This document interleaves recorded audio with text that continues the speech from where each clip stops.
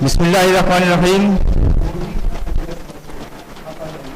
मोअज़्ज़िज़ ख़वातीन व हज़रात, अस्सलामु अलैकुम रहमतुल्लाहि व बरकातुहू। Islamic educational and research organisation IERO की जानिब से मुनक़्क़दा सीरत सीरीज़ के तीसरे जलसे में मैं मोहम्मद सलमान आप सभी का खैर मक़दम करता हूँ। मैं IERO की जानिब से और इलाहाबाद की आवाम की जानिब से मोहतरम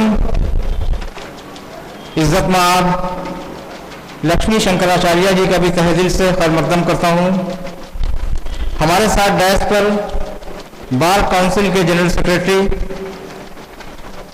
जनाब योगेश सक्सेना साहब भी तशरीफ़ फरमा है, मैं उनका भी तहे दिल से खैर मक़दम करता हूँ। सीरत सीरीज़ का ये जलसा जो कि पिछले 3 माह से लगातार जारी है, आज इसका ये तीसरा जलसा है। आज के इस जलसे का मौजू है अमन के पैगंबर हज़रत मोहम्मद सल्लल्लाहु अलैहि वसल्लम, यानी शांति दूत हज़रत मोहम्मद सल्लल्लाहु अलैहि वसल्लम। इस जलसे में हम स्वामी लक्ष्मी शंकराचार्य जी के विचारों को सुनेंगे, लेकिन इस जलसे का मकसद सिर्फ इतना ही नहीं कि हम चंद बातें सुने और सुनकर चले जाएं। किसी भी जलसे का असल मकसद जो होता है वो ये होता है कि जो बातें हमने सुनी हैं उनको दूसरों तक पहुंचाएं और उन पर खुद अमल पैरा हो। तो आइए जलसे का बाकायदा आगाज़ करते हैं। जलसे के बाकायदा आगाज़ के लिए मैं तिलावत कुरान पाक के लिए दावत दे रहा हूँ अब्दुल्ला इरफान को। अब्दुल्ला इरफान तक़वा इस्लामिक स्कूल के दर्जा चाहरुम के तालिब इल्म हैं और ये आपके सामने तिलावत कुरान पाक से जलसे का आगाज़ करेंगे। अब्दुल्ला इरफान। अऊज़ु बिल्लाहि मिनश शैतानिर रजीम। बिस्मिल्लाहिर रहमानिर रहीम। अलम नशरह लक सदरक व वदअना अन्का विज़रक अल्लज़ी अंक़ज़ ज़हरक व रफ़अना लक ज़िक्रक फ़इन्न मअल उसरि युस्रन इन्न मअल उसरि युस्रा फ़इज़ा फ़रग़त फ़ंसब वइला रब्बिक फ़रग़ब। सदक़ल्लाहुल अज़ीम।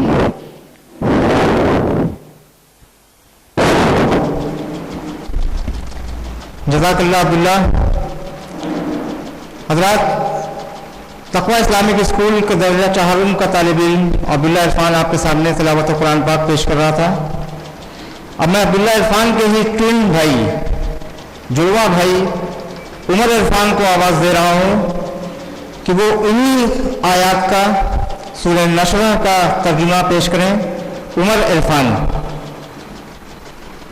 अस्सलामु अलैकुम व रहमतुल्लाहि व बरकातुहू।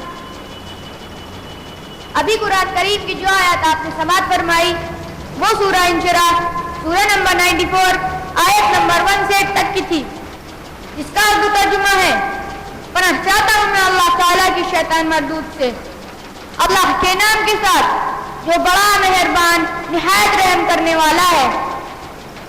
ऐ नबी, क्या हमने तुम्हारे लिए तुम्हारा सीना खोल नहीं दिया और तुम पर से वह भारी बोझ उतार दिया जो तुम्हारी कमर तोले डाल रहा था, और तुम्हारे खातिर तुम्हारे जिक्र का आवाज़ बुलंद कर दिया। बस हकीकत ये है कि तंगी के साथ फराग़ भी है, बेशक तंगी के साथ फराग़ भी है। लिहाजा तुम फारिग हो तो इबादत की मशक्कत में लग जाओ और अपने रब्बी की तरफ राग़िब हो। जज़ाकुमुल्लाहु खैरा। जज़ाकल्लाह उमर इरफान। हज़रात, मौसम की गड़बड़ी की वजह से اور آپ کی دین سے محبت، رسول اللہ صلی اللہ علیہ وسلم سے آپ کی محبت، دین اسلام کے لیے آپ کی محبت آپ کو یہاں کھینچ کر لائی ہے۔ ہم آج ایک ایسے اسکالر کو سننے جا رہے ہیں جو RSS اور ہندو مہاسبھا جیسے فرقہ پرست تنظیموں کے لیے کام کرتے تھے۔ سوامی لکشمی شنکراچاریہ جی، آپ نے RSS سے متاثر ہو کر وشو ہندو پریشد اور RSS جیسی تنظیموں نے جو اسلام کے خلاف پروپیگنڈا کیا ہے اس سے متاثر ہو کر ایک کتاب تحریر کی جس کا موضوع تھا the history of Islamic terrorism, اسلامی آتنکواد کا اتہاس۔ سوامی جی نے جب یہ کتاب تحریر کی تو RSS اور وشو ہندو پریشد کے لوگوں نے آپ کو ہاتھوں ہاتھ لیا، آپ کے بڑے بڑے پروگرام آرگنائز ہوئے، آپ کو پورے ہندوستان میں دورے کرائے گئے، آپ فائر برانڈ مقرر کی حیثیت سے پہچانے جاتے تھے، لیکن اللہ نے آپ کو ہدایت بخشی، اللہ کے دکھائی گئی رہنمائی سے آپ نے قرآن مجید کا مطالعہ کیا۔ آپ کو جب یہ خود محسوس ہوا کہ میں جو کر رہا ہوں کہیں وہ غلط تو نہیں ہے، تو آپ نے بذات خود قرآن مجید کا مطالعہ کیا۔ یہ ہماری بدنصیبی ہے، یہ ہماری غلطیاں ہیں کہ ہم نے سوامی جی جیسے لوگوں تک اسلام نہیں پہنچایا، قرآن مجید نہیں پہنچایا۔ سوامی جی نے قرآن مجید کا مطالعہ کیا بذات خود، پھر اس کے بعد رسول اللہ صلی اللہ علیہ وسلم کی پوری حیات طیبہ سیرت مبارکہ کا مطالعہ کیا، اور سوامی جی پر یہ بات منکشف ہوئی کہ یہ حق ہے اور آج تک جو آپ کرتے آئے ہیں وہ غلط ہے۔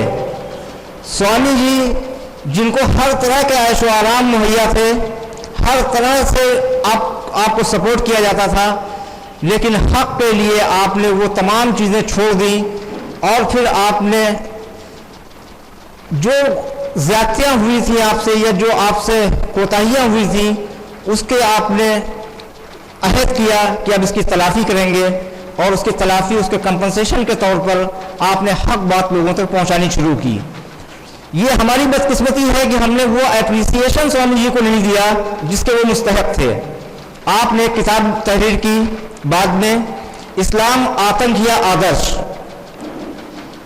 جس میں آپ نے پورا اچھی طرح بیان کیا ہے کہ کس طرح آپ RSS اور وشو ہندو پریشد کے پروپیگنڈا سے متاثر ہوئے اور کس طرح سے قرآن کی آیات کو غلط کانٹیکسٹ میں پیش کیا جاتا ہے۔ سوامی جی جب اس طرح حق کی بات کرنے لگے تو آپ کو بہت طرح سے پریشان کیا گیا، آپ تنگی سے گزر بسر کر رہے ہیں، آپ جس حالات سے گزر رہے ہیں وہ ناقابل بیان ہے، لیکن آپ حق پر قائم ہیں، حق پر ڈٹے ہوئے ہیں اور حق بات کہنے سے کہیں نہیں چوک رہے ہیں۔ اللہ تعالیٰ سے دعا ہے کہ آپ کی تمام پریشانیاں اللہ سبحانہ و تعالیٰ حل فرمائے اور آپ کو حق پر جمے رہنے کی توفیق نصیب فرمائے۔ میں انہی الفاظ کے ساتھ سوامی لکشمی شنکراچاریہ جی سے درخواست کرتا ہوں کہ وہ ہمیں خطاب فرمائیں۔ سوامی لکشمی شنکراچاریہ جی بموضوع امن کے پیغمبر حضرت محمد صلی اللہ علیہ وسلم، یعنی شانتی دوت حضرت محمد صلی اللہ علیہ وسلم، سوامی لکشمی شنکراچاریہ جی۔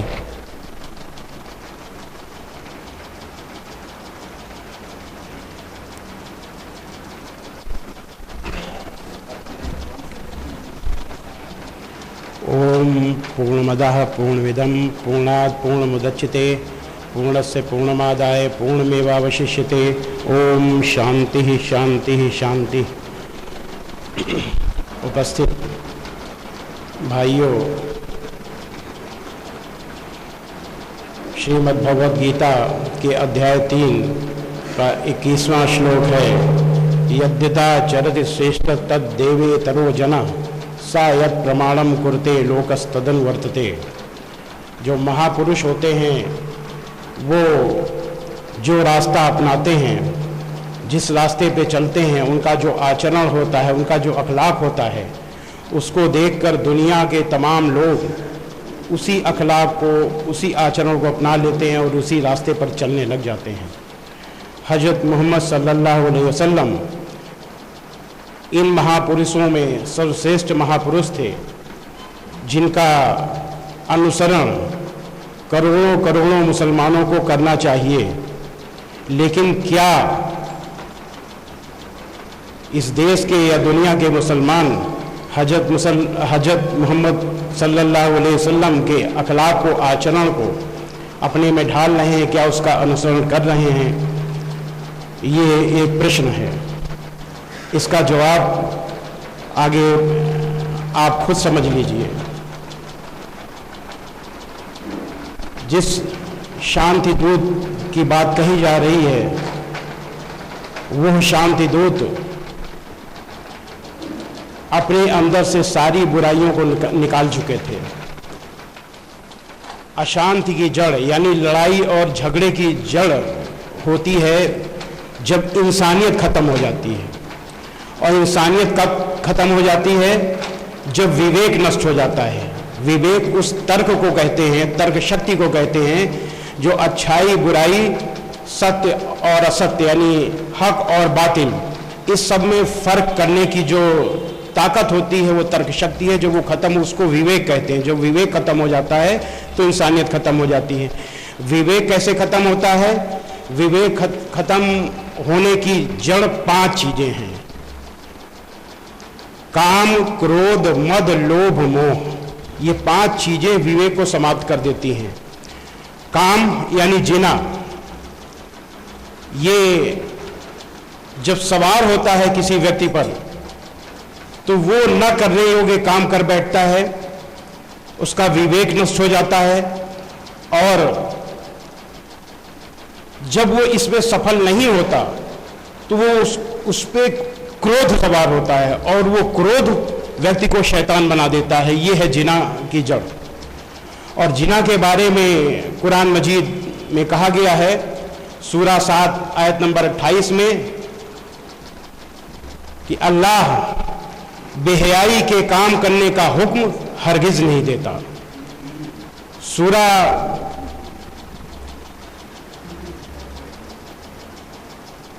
7 आयत नंबर 28 है ये। और सूरा 17 आयत नंबर 32 में है कि जिना के पास भी न जाओ, जिना के पास भी न जाओ, वह बेहयाई और बुरी राह है। सूरा 24 आयत नंबर 30 में अल्लाह का आदेश है कि ऐ मोहम्मद, मोमिनों से कह दो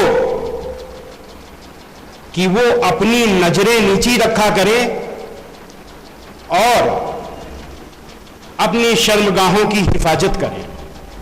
साफ साफ कंट्रोल करने के लिए उसमें कहा गया है, कुरान मजीद में अल्लाह का आदेश है। हर उसकी बुनियाद, उसकी जड़ है बेहयाई। बेहयाई पर ही कंट्रोल करने का हरगिज हुक्म नहीं देता बेहयाई के काम करने का, चाहे वो मर्द हो चाहे वो औरत हो। अभी दिल्ली में या कई जगह केस हुए, लोगों ने एक तरफा बात कही है। बेशक जिन लोगों ने किया था वो उसके दोषी थे, लेकिन एक लड़की रात में 11 साढ़े 11 बजे एक पराये मर्द के साथ घूम रही हो तो ये भी बेहयाई है। वो बेहयाई उकसा रही इस बुराई के लिए। तो चाहे मर्द हो या औरत, दोनों के लिए मना है बेहयाई, कि बेहयाई के काम करने का हुक्म हरगिज नहीं देता। अगर आप बेहयाई करेंगे तो बात आगे बढ़ जाएगी, बुराई आगे बढ़ जाएगी। यह है कुरान मजीद का आदेश जिना के लिए। तो ये काम।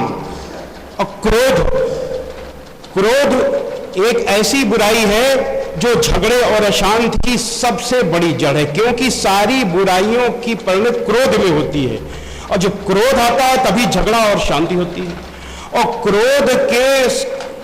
क्रोध को बुराई तो सब जगह बताया गया है, लेकिन क्रोध को रोकने का सबसे आसान तरीका इस्लाम ने बताया है। इससे बढ़िया तरीका कोई हो नहीं सकता। इस्लाम ने, कुरान मजीद ने कहा है कि क्रोध को रोकने के लिए माफ कर दो। क्रोध को रोकने का तरीका माफी है।